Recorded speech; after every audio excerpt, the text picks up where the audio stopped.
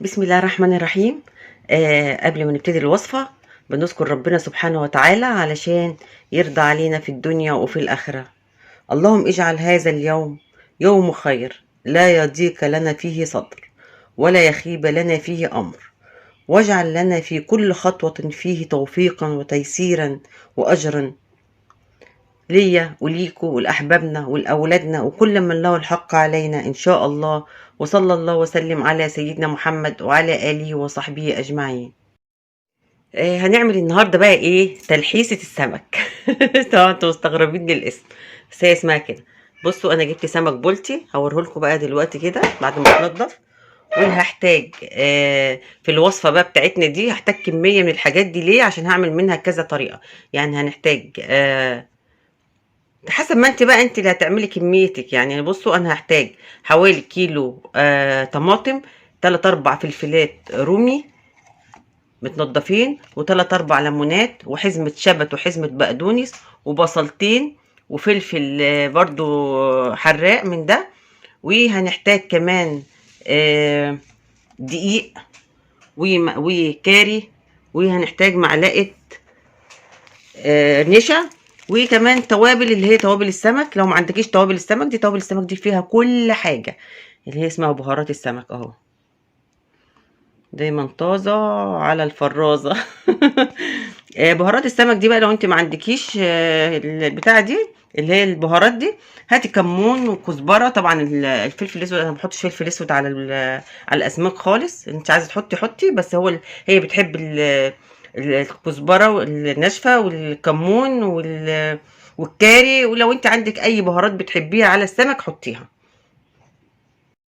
طبعا طبعا اي نوع سمك انت بتشتريه لازم يكون طازه. بتعرفي منين بقى ان هو طازه؟ بتكون طبعا اول حاجه بتكون الخياشيم بتاعته.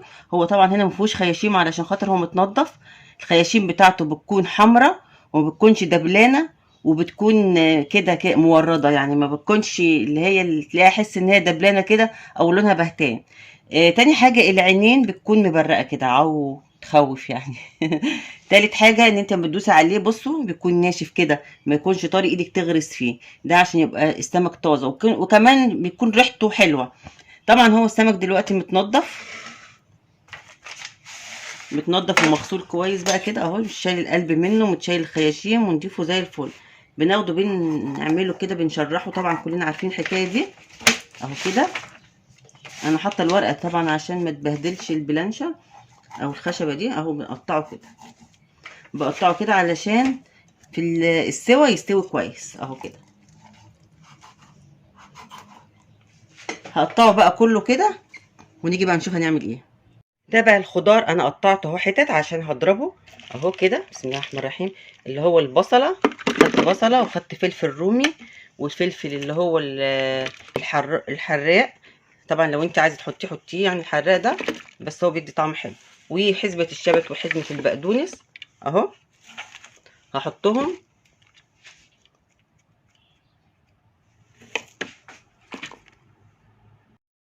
انتم ملاحظين انا طبعا ما حطيتش الليمون مع الكزبر مع البصل والثوم. نسيت اقول لكم ثوم كمان وكزبره وشبت وفلفل الرومي وفلفل الحراق، الخضار اللي انا قلت لكم عليه. ما حطيتش الليمون عشان انا هحجز شويه من غير ليمون. هقول لكم هعمل كل حاجه هتعرفوها. وحطيت معلقه كبيره من التوابل اللي انا قلت لكم عليها برضو، ومعلقه ملح اهي. طبعا الملح ده حسب مزاجك انت، حسب ما انت بتستخدمي. وهحط معلقه كمان كاري عشان تدي لون كده حلو للسمك اهو. وهضربهم وبعد كده هحجز شويه واحط الليمون وهضربه برضو مع الخلطه دي. بصوا بقى الخضار بتاع الخضره كده والريحه التوابل والحاجه اللي فيها ريحتها حلوه قوي. بصوا شايفين حاجه تحت بقى مش عارفه اطلعها.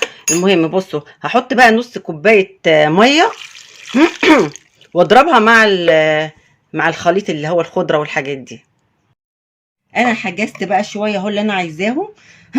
عشان اقول لكم انا هعمل بيهم ايه بعد كده اهو. هشوف بقيه الخلطه بقى. هحط بقى الليمون اهو، هعصر الليمون كله، وهحط الثوم اللي انا ما حطيتهوش اهو، وهرجع اضربهم تاني عشان الثوم يتفرم.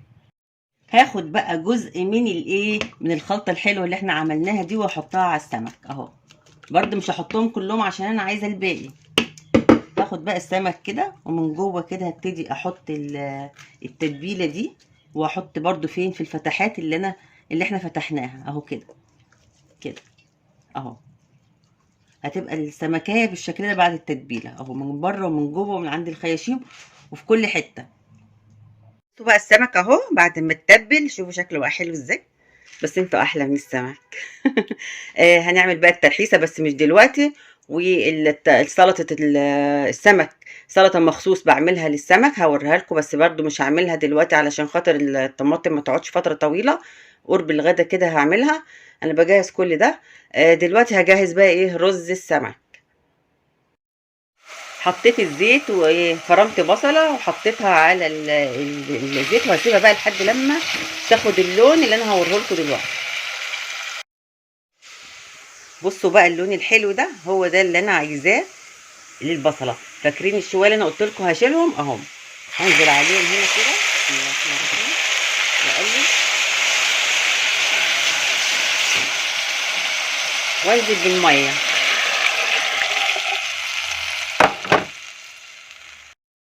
بصوا بقى شايفين الشكل الحلو ده بقى دي اللي هنحط فيها الرز بتاع السمك. طبعا انا قلت لكم انا ما رضيتش احط الليمون. فاكرين لما انا قلت لكم مش هحط الليمون على الخلطه عشان هستخدمها في حاجه؟ طبعا انا ما رضيتش احط الليمون عشان احطه على الرز.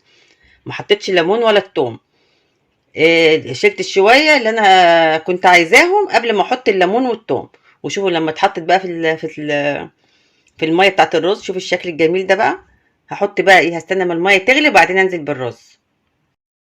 ممكن بقى كمان نحط طماطمايه، ممكن معلقه صلصه بيوريه، او ممكن كمان صلصه من عندك. انا هحط بقى طماطمايه كده عليها بتدي طعم حلو جدا جدا جدا.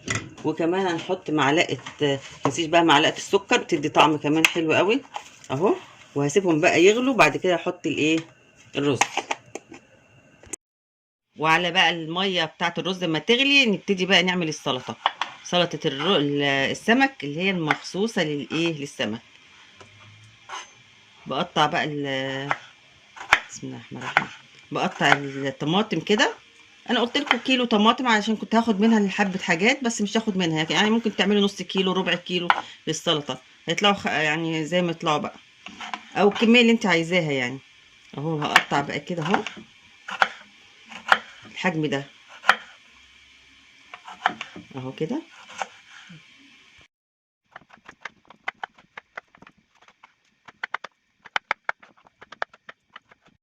كده بقى انا قطعت الطماطم كلها. فاكرين الخلطه اللي احنا عملناها اهو بتاعه السمك اللي انا قلت لكم عليها، اللي هي البقدونس، حزمه البقدونس مع الشبت والثوم والبصل، وحطينا فيها التوابل بتاعه السمك. بسم الله الرحمن الرحيم اهو. هنحط بقى شويه بقى كده منها عليها، وهنحط الليمون بس مش هحط الليمون دلوقتي. مش هحط الليمون دلوقتي غير ساعه التقديم. وهحط كمان عليها الزيت، شويه زيت كده. لو انت عايز تحطي زيت حطي. وهقلبها وبعد كده ساعة التقديم بقى بعصر الليمون. دي سلطة مخصوص للسمك حلوة جدا، جربوها. دلوقتي المية غليت بتاعة الرز هبتدي انزله اهو. بسم الله الرحمن الرحيم. هنزل الرز اهو واقلبه واحطه بقى تحت الشياطة واسيبه لحد لما يستوي. على ما يستوي بقى تعالوا نعمل التلحيسة بتاعة السمك. انا بقى دلوقتي وطيت على الرز. تعالوا بقى نعمل التلحيسة بتاعت السمك. هنجيب دقيق وهنحط عليه بقى ملح. طبعا الملح الكميه اللي انت عايزاها، معلقه سكر وكاري، وكمان بهارات الثوم، بهارات السمك اللي احنا كنا حاطينها قبل كده اهو كده. وهزود بقى ميه كده واقلب. بسم الله الرحمن الرحيم. واحط ما ننساش معلقه النشا، كنت هنساها. وهقلب بقى كده. احنا مش عايزين الدقيق او دي اسمها بقى التلحيسه دي، مش عايزينها تكون تقيله ولا خفيفه، تكون وسط يعني كده. وكمان ممكن بقى نروح عاملين عليها نحط عليها شويه من التتبيله اللي احنا قلنا هنعمل كميه علشان هنحتاجها في كذا حاجه. دي من ضمن الحاجات برضو اللي احنا هنحتاج فيها. اهو بصوا اهو شويه كده تدي طعم اهو. يبقى احنا استخدمنا بقى التتبيله دي، شوفوا حاجات قد ايه اهو.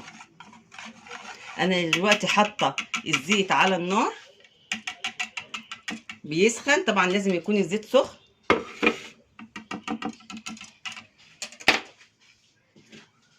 اهو كده. وهجيب بقى السمك وهحط، بسم الله الرحمن الرحيم، هحطه هنا بقى كده اهو. بس اشيل بس الغطا من ايدي لحسن هيقع اهو. وهنزل بيه على الزيت على طول، هو الزيت دلوقتي على البوتاجاز سخن. بعد لما بحطها بقى كده في بصوا اهو، هطلعها واروح حطها في الدقيق كده اهو، ناحيتين، بعملها من ناحيتين واروح حطها على البوتاجاز وهي الطاسه سخنه على النار. دلوقتي هي خدت الوش من تحت كده، نبتدي بقى ايه نقلبها. بسم الله الرحمن الرحيم. بصوا بقى اللون الحلو الجميل ده، شايفين اهو. نقلب بقى الناحيه التانيه دي. بصوا لما تيجي تشتروا سمك، عايزاكم لما تيجي تشتروا سمك تشتروه الوسط، ما تشتروهوش الكبير قوي ولا الصغير، اللي هو الحجم اللي انا بعمل بيه ده الوسط الجميل ده اهو. شايفين بقى اللون، بصوا ومقرمش بقى، وتطلع قرمشه بقى وحاجه ايه جميله جدا. هخلص بقيه السمك كله بقى ونشوفه بعد ما خلص. طبعا احنا شفنا الخطوات كلها، مش ناقص بقى غير اللي احنا نشوفه بعد ما يخلص. بصوا بقى السمك وجماله. طبعا بقيه السمك لسه على البوتاجاز بيتقلي مع الليمون بقى، تحطي بقى رشه الليمون كده، والطعم بقى مش قادره اقول لكم على القرمشه. ودول شويه من الخلطه لو حبيتوا تحطوها على وش السمك هيدي طعم حلو جدا. والرز بقى يا سلام يا سلام يا سلام على الرز وجماله. انا عايزاكم تجربوا وصفه الرز دي رائعه. وده طبعا السلطه المخصوصه بتاعه السمك حلوه جدا برضو، جربوها. مشطشطه بقى كده وحلوه وتحفه اهي. شايفين بقى كده الوصفه دي، يا رب تكون عجبتكم الوصفه. ولو اللي بيشوف الفيديو اول مره متبخلوش عليا بالاشتراك. وحبيباتي متنسوش اللايكات والكومنتات وبرضو الاشتراكات. اقعدوا بالعافيه.